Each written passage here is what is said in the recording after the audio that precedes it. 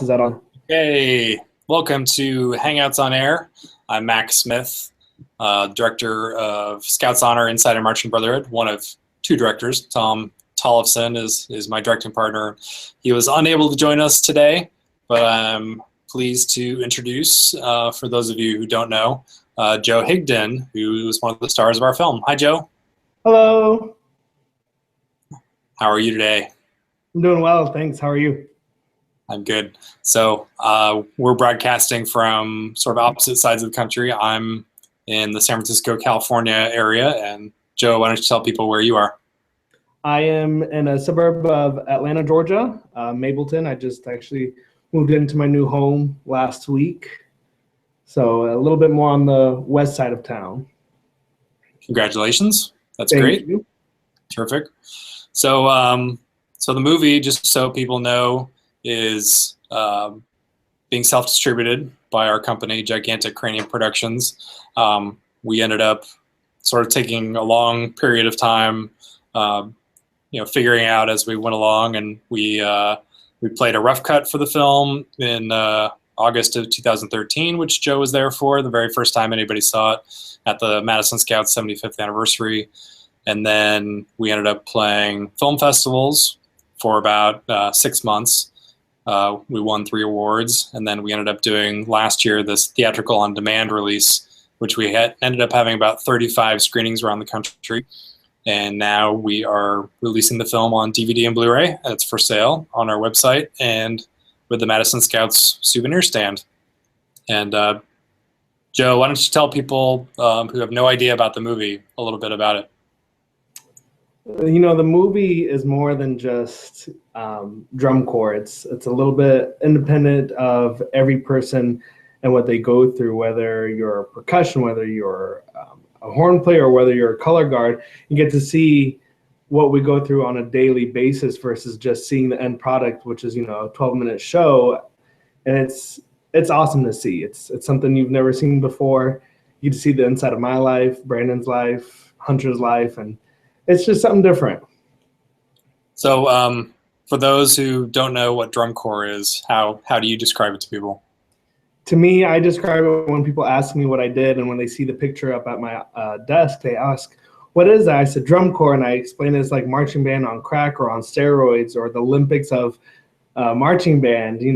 That's the best way to explain it. And then I usually go into a YouTube video of the Scout Show in 2011 or 2012. And I show them, I'm like, oh, that was me right there. And so then, and then I give them the link to the website here so that way they can see the different postings and video clips.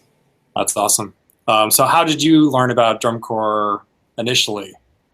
Initially, I learned about drum corps back in high school. We went to the Atlanta Dome show every year, every summer, with the band. The whole high school band would go. So that's how I learned about it originally. And then as far as getting into drum corps, I originally auditioned with another corps, the Cavaliers. And after day one, I was not happy. I didn't want to be there. And the guard instructor saw that, and he says, I think you should try Madison Scouts. I think you'll fit in really well there. You have the type of personality they're really looking for. And so he referred me, and next thing I knew, I met Brian Sutton, and I was out with the Madison Scouts day one of spring training. That's great. So that's funny. What is the Madison Scouts personality? If it's based on you, then it's loud and boisterous and larger than life. Yeah, it was just a little bit more, I don't know, open-minded, but yeah, that's about it. That's funny. So color guard, that's I know much more about your backstory than most people, but you were not originally a color guard guy in high school. So no, I was a percussionist. Yeah, I was a percussionist in high school. I was really great with the mallets. I was in the front line of my first year. Then I went to the cymbal line for a couple of years, and then my senior year I was drum major. So I was definitely kind of all over. I never even considered color guard throughout high school. I always admired it, but never touched it. And then when I got into college, I met some friends, and they taught color guard at nearby high schools. So I went, and then they showed me, all right, well, how about you learn with the girls?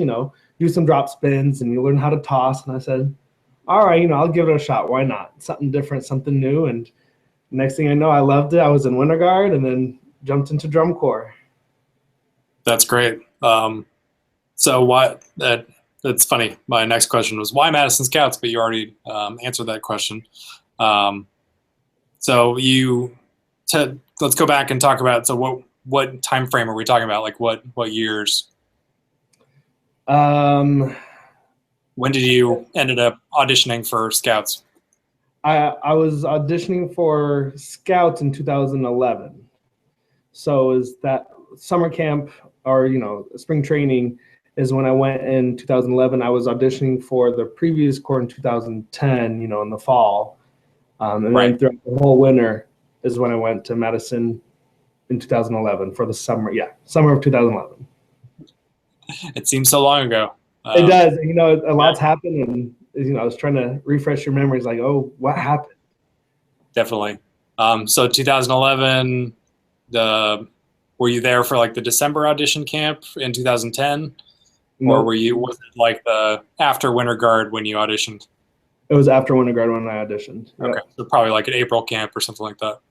I don't think I even went to the April camp. It was day one of spring training. I showed up and they're like, all right, you're in. I believe I sent in a video of myself during Winter Guard and they accepted that. Oh, cool. That's great. So you show up spring training, and that would have been in Bloomington, Indiana, and you're suddenly all days just, practicing 12 hours a day, learning, how they operate the Scouts, and how did that spring training go? The spring training was great. It was very different, 12 hours a day. You're used to maybe a couple hours a day here and there, maybe one Saturday every now and then you'll do a big day. But that was it was overwhelming. You're like, holy cow, my muscles ache that I didn't know I had, But it was a great experience. You learn really quickly.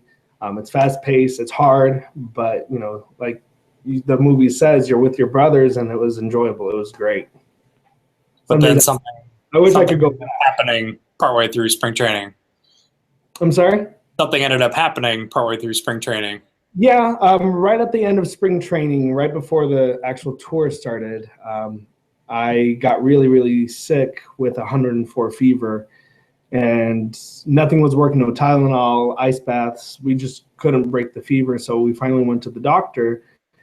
While we were there, they took some blood work. They said, all right, we're just going to test for everything, just see what you got, to get you going, because we were headed on the bus the next day. So I was like, okay, waited in the doctor's office probably a good 30 minutes. He came back and came back with the news that I was HIV positive at 20 years old. I hadn't turned 21 just yet. And it was, at first it was shocking. It was like, what?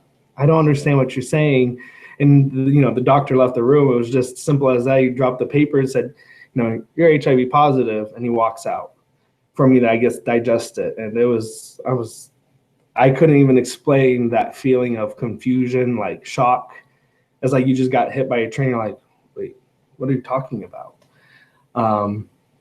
Next thing I know, probably a good 10 minutes later, a couple nurses came in and they were trying to console me. I'm like, oh, wait a minute. I don't know who you are. Don't touch me. I don't understand what's going on.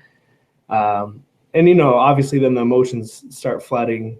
I start crying. I'm angry. I'm sad, scared. Probably the biggest roller coaster of emotions anyone can go through at any time. And we went back to the Scouts, and it was a hard pill to swallow, trying to tell my parents, and then telling Dan and everyone else what was going on, and that I didn't know what to do.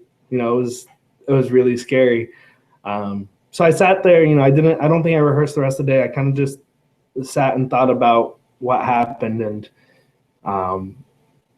try to figure out what the hell do I do next. So I remained with the Scouts for a couple of days. I tried doing the trainings, and anytime we had time to think is when I would kind of lose my mind. I would start getting upset and whatnot. So I think it was about a week later, I decided I needed to go home and get my head on straight, go see a doctor that can really help me, and at least a doctor that'll help me when I get home as well. So someone I could be familiar with.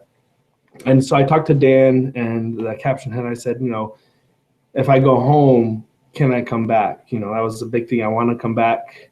I just need to get my head on straight. So I went home. I believe it was about 2 weeks. I had my 21st birthday. It was a great birthday, let me tell you. Then having to break the news to my parents in person is a lot harder than just over the phone.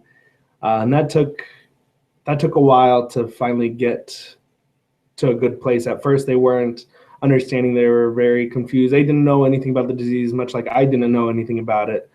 So we went through some struggles there, but I got them some materials so that way they could learn about it. So that way we could, live okay, happily, without any kind of confusion. And shortly after my birthday, after I saw doctors and they cleared me to go, I said, all right, that's it. I need to go back. I need to finish this tour. It was just something I needed to do. I lost a bunch of friends here after I told them, and I was just in a darker space at home than I was with the Scouts. And I knew the Scouts didn't care about what status I was. They just wanted me to be healthy, wanted me to be there. And so I believe I came back in Wisconsin is where I met the Corps, and we, went back on. So tell me, so let's fast forward a little bit, and do you remember when you and I met? Do you remember Yes, that Natchitoches, Louisiana. Yeah, and do you remember the details about that? I do. You guys were looking for someone interesting and someone with a story for the Scouts that you could really, it would really pick up with this movie. And I remember Casey came up to me and she says, Joe, you're struggling with this. I think this would be a great avenue for you to A, teach other people about it, and B, it would be your point of how you can vent it out and really get a hold of what's going on in your life. And she said, think about it, when we're rehearsing, think about it. And, if you want to do it, go do it. But Casey, I remember that conversation like it happened an hour ago. And she, it was great. And I'm glad she brought that up, because if she did it, I probably never would have came up to you guys. So yeah, I came up to you guys and I said, I heard you're looking for a story. Well, here's my story. Boop, you laid it out and you're like, done, let's go. Well, it hit me like a ton of bricks, Yeah, I mean, I think you were like, hi, I'm Joe, I have HIV. And I was like, yeah, I was like, devastated for you that, being so young, but, at the same time, I was, had the same thoughts that you did, that like, hey, this is a compelling story and we'd be crazy not to, figure out how to work it into the movie. And at that point, we still didn't have a clear vision of what the movie was.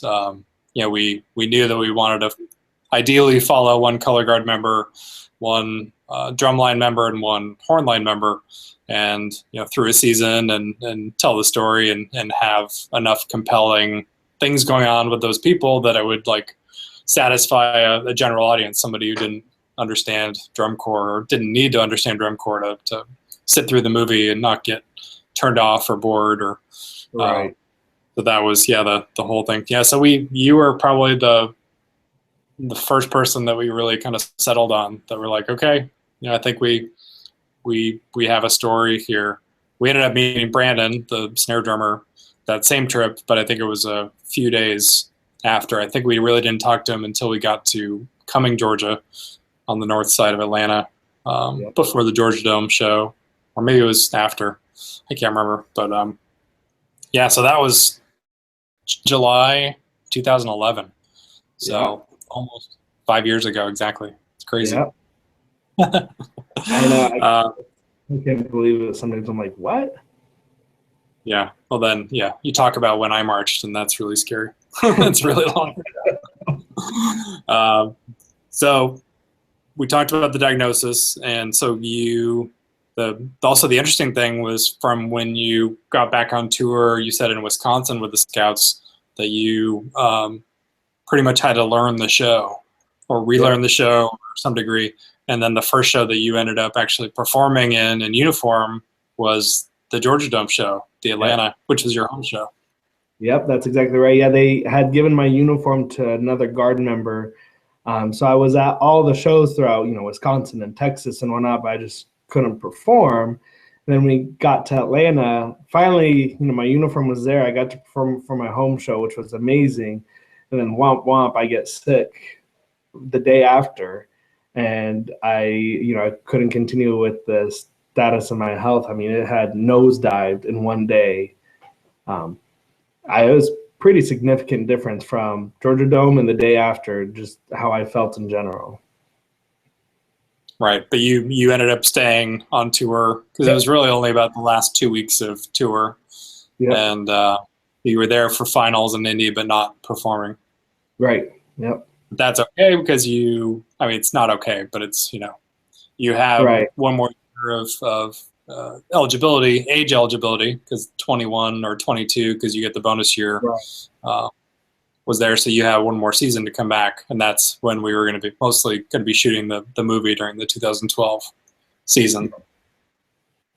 So you got your health under control between seasons, and I remember visiting you. We ended up coming to Atlanta about a week before spring training, and got to hang out with you and your boyfriend and your brother and your parents, and we went with you on some of your work adventures, which did not end up in the movie. Those work adventures, that place was a mess. We'll keep it not named, but not named, but it was a mess. Yeah, that was interesting. So yeah, we really got to spend 2 or 3 days with you and met Leah and really kind of found out more about what goes on in your life outside of drum corps, and that was really interesting. And I think that's where we also were like, okay, yeah, there's definitely more of a story here with your parents and the struggles they had with not just your disease, but prior to that with understanding why you wanted to participate in this activity. They didn't quite get it. Right. So but they did sort of like start turning a corner after they saw you at that the 2011 Georgia Dome show. Yeah, when they saw me at the Georgia Dome show, I think their mind had completely changed. They fell in love with drum corps. They loved all the shows, and they were, I think they had one thing set in their head, one perspective. Oh, he's dancing, he's frilly, and just girly. And when they saw the show, they're like, oh, that's not at all what we thought. And so they, completely changed their mind. Yeah, Madison Scouts aren't very girly. No, not so much. Yeah. So let's talk about the 2012 season. So we saw you in Atlanta, and then about a week later, we were all together in Bloomington for spring training. And let's walk through that season a little bit. All right, that season's, honestly, 2012 was more of a blur than 2011. I remember Adam Sage was the caption head, reframed. It was great. We were on tour. Everything's good. And then I believe one day I got heat stroke or heat exhaustion in the middle of Muncie, Indiana. I pass out. They take me to the hospital.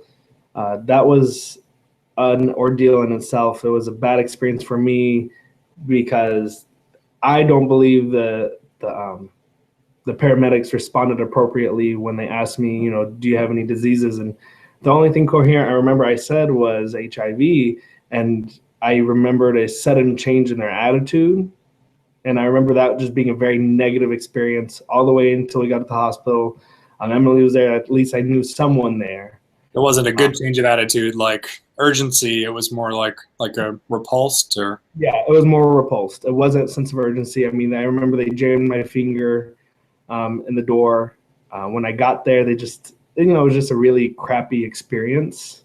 And I made sure I called them after I got better and complained about it because I was like, that's not how you should treat anybody. No, it doesn't matter. But I just remember that instant change in how they treated me then and there.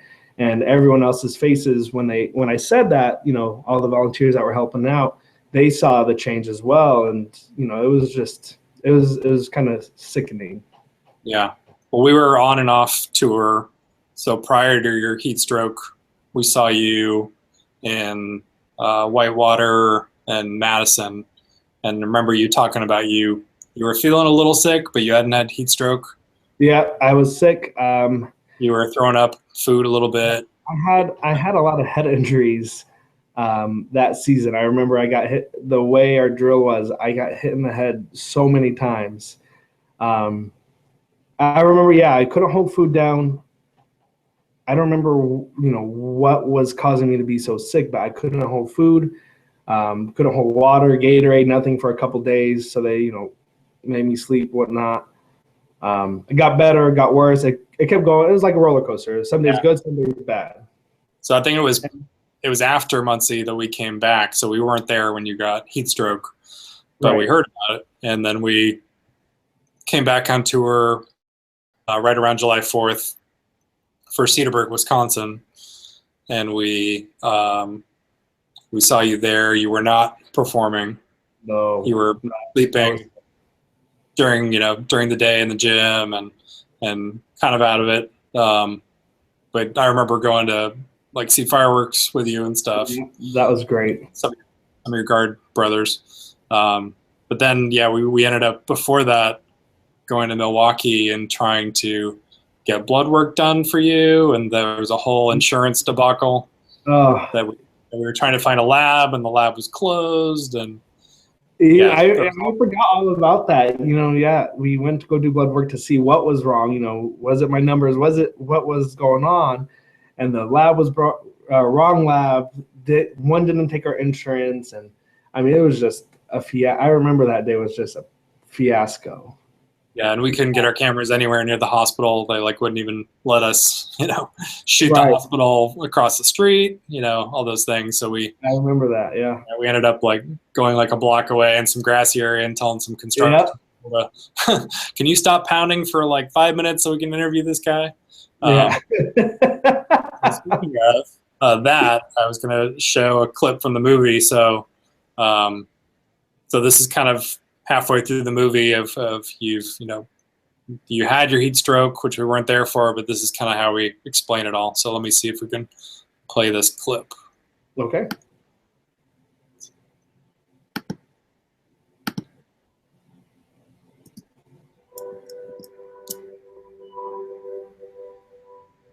The past, I'd say maybe a week and a half, 2 weeks, I've been really sick. I haven't been able to keep food down.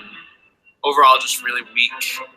When I first heard he had heat stroke, he called me and said they had to take him to the hospital. His body temperature was 104. He kept trying to say, well, I'm feeling better, but he definitely wasn't. And I said, you have to worry about your health first. Don't try and go back too soon.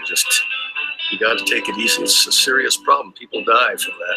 A really difficult time for him, certainly, especially after not really finishing out last season either, having to sit out and not perform to what he felt was his capabilities. I want to be out there with my brothers to practice and not sit inside and sleep all day because I feel like a lazy bum. And I didn't sign up for drum corps to sit down on my butt. I don't like to think about him, being inside, being lonely, not being able to do what he loves, and that's being out here on the field with us. Since last year, I know it's better for me to sit out now instead of push myself to be in more pain later. So I'd rather take the time right now, early season, to get better than to hurt myself in the long run. I mean, I didn't envision myself ever sitting out this year because, I had it under control. We had to re-examine that question. Can Joe fully participate in what we're asking the members to do? It's scary, and I don't know what to do. I know I need to get better, but I want to stay here. These are my brothers, and they supported me last year, and they support me this year. If you want to stay right now, I don't think there's any reason at this immediate moment that you need to go home. unless you were, between you and your mom and your doctor, feel that's appropriate. I'll call mom in a little bit and let her know what's going on. Call dad too. Like last year when I left and came back, it was too hard to leave and come back. On my body, that was really hard. So I didn't want that to be an option. If I had to go home right now, I'd be devastated just because I want to finish the season out. I want to, it's my age out. But at the same time, I understand that my health does come first. The decision ultimately came down to, and Joe's family really helped support him in making the right decision to go home, get some testing done, see his doctor there. Several different things that could happen. My doctor could tell me I can't do it anymore. My doctor could tell me that, you can go back, but here are your limitations. The most important for me is your health. And I really would like for you to just pack your bags and come home. Kind of upset watching them do their thing.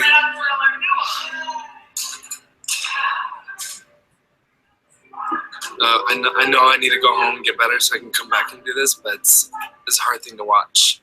To watch all my brothers out there working, and I'm sitting here about to head home.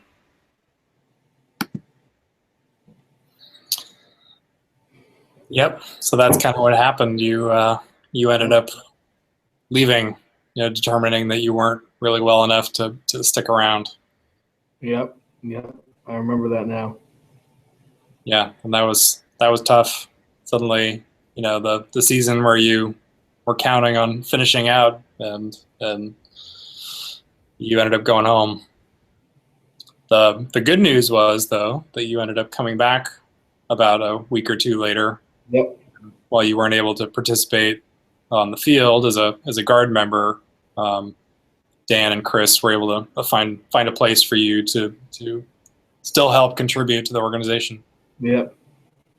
So I remember I came back and I tried participating for a while, and I was in the rehearsals, but I just kept getting overheated and sick again, and it was happening too constantly for it to be okay. And so at that point, it was more, I was a cheerleader and doing some more admin work instead of being out on the field. Right. And there's a moment later in the movie, I didn't prepare the clip, but where Alyssa, the athletic trainer, talks about, you were in uniform at finals, that, those 3 days, helping, move stuff on and off the field and for the age out ceremony, and that was important. And then, like, during warm-ups inside Lucas Oil, you'd be there on the side, kind of watching your brother spin and warm up and all that stuff. And Dan talks about how, it's challenging to go through what you did, and not only that, but just to be on the side and watch, and it's something that you can't actually participate in. It takes, yet another strength that people don't really know about or can fathom. Can you talk about that? Yeah, there's not more you can say than that. It takes a lot out of you to sit there and watch everyone do what you were training to do and what you wanted to do and what you love to do, and then to just sit there and watch it happen in front of you. I mean, shitty's not even the right word. Like, it sucked. It really did suck. I guess you can call it a strength, but for me, it was just, it was agonizing just watching it happen in front of me and not being able to be there, being on the field with them. But thankfully, they did let me be in uniform the days of finals and whatnot, and participate in everything. So I did feel at least I was still a part of the group, not like a volunteer. I was a Madison Scout, like I was there. So that part was really important, that they let me keep the uniform on. That's great. Yeah. You said it truly sucked, but I think it would have been worse if you ended up leaving and not being there for all that, right? If I had gone home, it would have been, and stayed home, I don't even know what that would be like right now. I'm so thankful that I got to stay with the Scouts. Well, it's interesting too, because I've played the movie for a lot of people involved with other drum corps that'll remain unnamed, but who saw them film and said like, wow, like if that was, my, happened in my corps, my member, like, he'd be gone. Like that takes a lot of compassion to keep somebody like him on. And this director was saying like, maybe I should think twice next time about that. Maybe it would be wise to, in certain situations, try to keep people still involved. So. Yeah, I agree with that. I hope it does change his mind, because whether I couldn't participate on the field, but at least all the other members saw me helping them out and, cheering them on. And, when they were inside the gym hanging out with me, I could help them, especially the new people getting all their stuff together. Like, I can't manage my time. All right, well, let me teach you how to manage your time. So with the next 7 years that you march, like my little Brian, that way he got his stuff together and was able to go. And I was able to really help out in other ways than just being on the field. That's great. Okay, so here's the question. So what was it really like, be totally honest, having the cameras in your face throughout this process? Yeah, I liked it. I'm kind of a ham. I like the tension, so it didn't bother me at all. I think that some of the stuff I didn't care for was like, at home, my family wanted everything to be perfect, to show, like almost like a white picket fence American Dream. I'm like, that is not our family. Like, we love each other to death. We hang out all the time. Even now, I have my own home and family and whatnot. I still hang out with my family all the time. But us making breakfast together, I was like, this has never happened. Maybe Mother's Day we'll do this, where I'll cook breakfast, but we never do it. But other than that, I loved having the camera. I was pretty angry with my employer at the time for saying, oh yeah, it'll be great, they can come shoot, and then when you guys got there, they're like, well, we don't know. That was annoying. But I really liked it. I like being able to share my story, and this is a great way to do it. So what have the responses been to the film? Like, people, well, I guess your response, and then the people like what have you heard from people? So I've heard a little bit of a mixture. So about the film itself, I've heard it's a great film. I love it. Absolutely love the film. When it first got aired, at least some of the teasers, I had a different employer and they got a hold of it. They didn't like it, and so my job there got terminated because of it, and that was a whole debacle. And I'm glad I'm not there, but for that being the reason was really crappy. But everyone that's seen it, I've only heard great things. People have reached out to me on Facebook, people I don't know, from all around the world, saying, oh, Joe, thank you for sharing your story. We love it. I hope you're doing well. And still today, I get pings on Facebook here and there just saying, hey, how's it going? And especially when there's, like an interview or you release a clip, I would get a flood of messages after that, like, hey, how's it going? How you doing? Right. So let's go back to that employer thing, though. Do you think that they were, you were terminated because of the HIV news? Yeah, definitely. Because the line of work, is a type of law enforcement, and they, as soon as they found that out, because it was the day after that got released. We had finished signing the paperwork. Everything was good. I was hired. I had been interning there for a while, so it was great, right up my alley. And then they decided, oh, we had a better candidate as the manager's crying because, she wants me there. It was a really crappy situation. I feel bad because I'm, responsible, but I think day and age that it's like ridiculous that you should be for that reason. It was ridiculous. And, it was a blessing in disguise, honestly, because now I have an amazing job that, if I showed this actually to my manager, the clip about me, and I gave it to my manager, and next thing I know, my CEO and CPO are watching it, and they're, messaging me. They're like, this is amazing. Let us know if we can do anything else. So this interview is fantastic. Okay. Well, that makes me feel a little bit better. Oh, yeah. No, I mean, it really isn't it was a big deal at the time, but now I look back and I'm like, I'm really glad I didn't stay in that law enforcement, because, you know, you look around at everything that's happening in the world and it's just, I don't know, it's too scary of a place. I should send some promo copies to those people. And watch the whole film. So that's a little bit delving into my next question was, you know, what's really happened with you since 2012, since we sort of turned the cameras off, and your life has obviously continued, and that's one of the biggest questions we get is, you know, how is Joe? How's his health? What's he doing now? So if you'd let people know, that'd be great. Yeah, health-wise, I'm doing great. You know, my numbers are very stable. I've been on medication for a couple of years. So health-wise, I'm doing great. Go to the gym 3 times a week, really trying to get fit again. I just bought, like I said earlier, I just bought a new home with my partner last week. So finally out of a 1-bedroom apartment into, you know, a gorgeous home.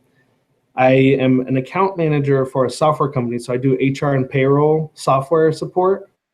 So if, you know, you're doing something with taxes or payroll, or you're trying to terminate or hire someone, they're getting an error with our software, I go in the backseat and I'm really able to help. So it's kind of IT and then it's customer service at the same time. It's a good mixture of both, but the employer itself is absolutely fantastic. I mean, I've never worked for someone so great.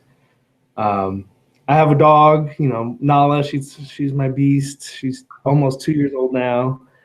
Yeah, I mean, life doesn't get any better right now. Like I'm on cloud 9. Great job, great life, you know, great home, great partner. It's fantastic. That's awesome. So happy to hear that. And you're still in the Atlanta area, correct?